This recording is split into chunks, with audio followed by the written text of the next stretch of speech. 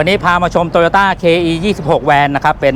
26 แวนเดอะลุคนะครับคันนี้เจ้าของยังคงคอนเซปต์เดิมก็คือสายอนุรักษ์นะครับทำมาในรูปแบบเดิมๆนะฮะเก็บรายละเอียดทุกอย่างค่อนข้างเนี๊ยบสนับสนุนโดย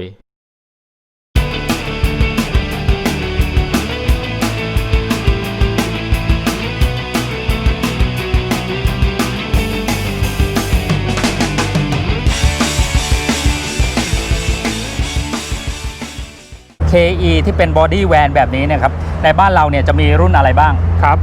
หลักๆเลยก็คือแยกเป็นรุ่นก่อนดีกว่าครับ 1X 2X 3X นะครับแวนจะประกอบไปด้วยของ 1X ก็คือ16 KE 16 2X ก็คือ KE 26 3X ก็คือ KE 36นะครับก็จะแยกเป็นแต่ละรุ่นไปครับผม 1X 2X 3X ก็คือ KE 10 KE 20 KE 30 ใช่ที่มีในบ้านเรานะครับเป็นรุ่นหลักๆแล้วก็จะเป็นแบบ3ประตูแบบนี้ใช่ครับ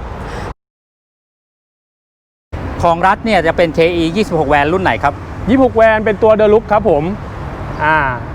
มันจะมี2รุ่นใช่ไหมครับใช่ครับก็จะมีเดอะลุคกับไฮเดอะลุคสิ่งที่แตกต่างระหว่าง2รุ่นนี้ก็คือเพจที่ติดอยู่ข้างแก้มรถนะครับจุดแรกเลยนะครับแต่ถามว่าบอดี้แตกต่างกันไหมไม่แตกต่างกันมากครับหน้าที่เห็นเนี่ยจะไม่ใช่หน้าเดิมต้องบอกก่อนว่าไม่ใช่หน้าเดิมครับกระจังหน้าเลวินไม่มีในตัวของ26แต่ด้วยความชอบอันนี้ต้องบอกตรงๆว่าความชอบเลวินมันไม่ได้แปลงครับมันแค่เอาหน้าเลวินมาใส่กับบอดี้ของ26มันสามารถใส่ได้เลยกระจังหน้าก็คือจะเป็นกระจังหน้าของเลวินเลยด้านนี้เลยนะครับที่เราสามารถยกออกแล้วเอาหน้าเดิมใส่ไปได้แล้วก็เป็นแก้มลายตัวนี้จะเป็นของ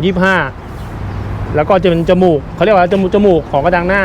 ของ25แต่ตัวนี้ไม่ใช่การแปลงเพราะ1คือข้อดีของการเล่นในรุ่นของ20 Generation 2X พูดง่ายๆนะครับมันสามารถเอากระจังหน้าตัวนี้มาใส่สามารถทดแทนกันได้เลยกระจังหน้าของ KE นี่เยอะมากค่อนข้างเยอะครับก็มีตั้งแต่KE 20ไปเลย20ก็จะมีหน้ายักษ์หน้าตรงนะครับหน้าตรงก็จะแยกไปอีก2 ถึง 3หน้าที่เล่นกันในเมืองไทยก็รวมเป็น4แล้วนะครับเลวินเป็น5ติดอยู่ใน KE 25ใน TE 27ก็มีเป็นเลวินเป็น5หน้าแล้วตัวที่เป็นไฮไลท์ก็คือสปรินเตอร์ก็อีก3หน้านะครับก็เป็นหน้าคางหมูหน้านกฮูกแล้วก็อีกตัวหนึ่งก็จะเป็นหน้าที่ใส่กับหน้าตรงรวมที่ผมนับได้ที่ความรู้ที่ผมมีนะประมาณ8ตัวครับที่สามารถถอดและใส่กันได้แต่จะแยกเป็น2หมวดใหญ่ๆก็คือหน้าตรงและหน้ายักษ์หน้าตรงก็จะมีของเลวินหน้าตรงก็จะแยกเป็นหน้าตรงที่สามารถมาใส่กันได้ส่วนคำว่าหน้ายักษ์พวกเลวินก็จะใส่ในส่วนของหน้ายักษ์ได้เช่นเดียวกันอุปกรณ์หรือว่าอะไรชิ้นไหนที่เป็นของหายากของ KE 26 แวนในส่วนตัวผมนะครับผมคิดว่าอะไรชิ้นที่หายากที่สุดก็คือประตูนี่แหละครับคือประตูที่มากับรถทุกคันเนี่ยถามว่ามันมีอยู่แล้วนะครับแต่อ็อกเซสซอรี่พวกคิ้ววิ่งขอบประตูตัวนี้ครับวิ่งขอบประตูถามว่าหายากไหมหายากนะครับคิ้วรีดน้ำตัวนี้รวมไปถึงตัวนี้เลยแรเทมที่ผมขาดไม่ได้ครับมันต้องมีก็คือวิ่งขอบประตูตัวนี้ครับแล้วก็ผมโชคดีได้คิ้วตรงนี้เพิ่มมาด้วยนะครับก็จะเป็นอาจจะเป็นของแต่งของยุคนั้นนะครับมันติดมาเดิมๆเลยผมก็เลยนำเข้าออกมาต้องบอกว่าประตูนะครับเป็นของ K26 นำเข้าออกมาคู่นี้หายากนี่คือไม่ได้หมายถึงบานประตูนะครับหมายถึงว่าของที่ติดมากับประตูใช่ครับคือประตูมันมีโดยทั่วไปติดรถมาอยู่แล้วแต่สิ่งที่เราต้องคำนึงถึงก็คือทำรถ1คันเนี่ยผมอยากจะใส่ให้มันครบประตูนี้ประตูหลังเป็นฝาท้ายที่เขาเรียกว่าฝาท้ายตัวนอกตัว TE 27 TE 28ซึ่งนะครับมันจะมีคิ้วตรงนี้ซ้ายขวานะครับปีกตรงนี้ครับจะอยู่ในตัว TE ปีกฝาท้ายนะครับปีก2ข้างที่ประกบกับโลโก้อยู่นะโลโก้โตโยต้าคือถ้าตัวโลโก้เนี่ยในบ้านเราก็มีครับคือในบ้านเราจะมีแค่ตัวนี้ตัวเดียวแต่ปีกข้างนี่ไม่มีนะครับแล้วก็ตัวโลโก้เดอะลุคตัวนี้ที่เป็นเพจตัวนอกใช่ครับและอีกตัวหนึ่งที่ขาดไม่ได้ผมบอกเลย หายากอีกเช่นเดียวกันก็คือไฟท้าย ถ้าบ้านเราจะเป็นเลนสีเหลือง เป็น ครับ แดงเหลืองใช่ ตัวนี้ก็จะเป็นแดงขาว ครับ ตอนนี้ใส่ล้อของอะไรอยู่ครับ ตอนนี้ใส่ MK3 อยู่ครับเป็น SNR MK3 กว้าง 7 นิ้วนะครับใส่กับยาง 165/60/13 ได้ทั้งความนุ่มนวลยามขับขี่แล้วก็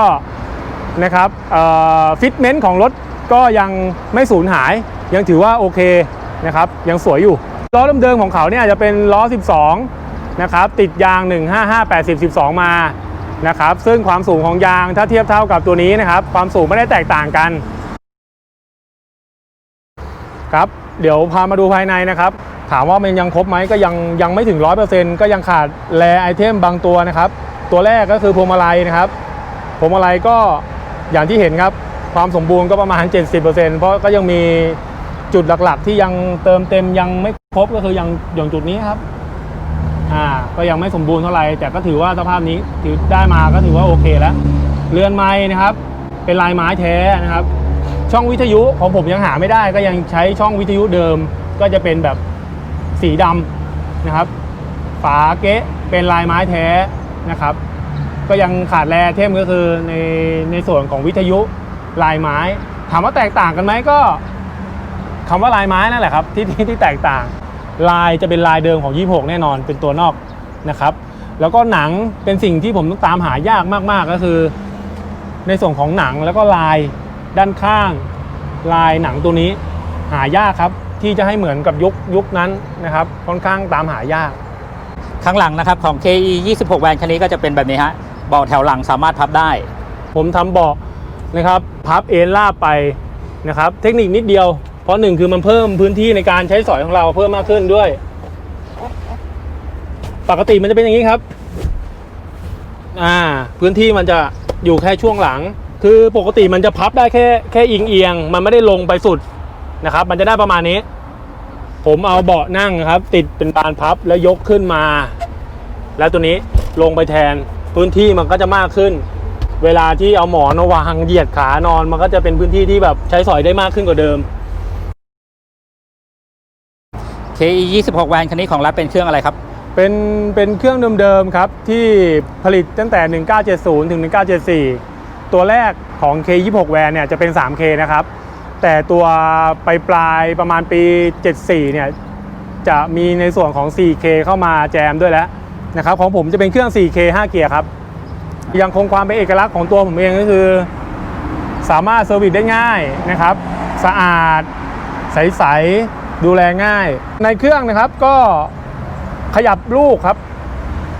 จากปกติเป็นไซส์100ครับขยับสูงสุดเลยเพื่อหนึ่งคืออัตราการเร่ง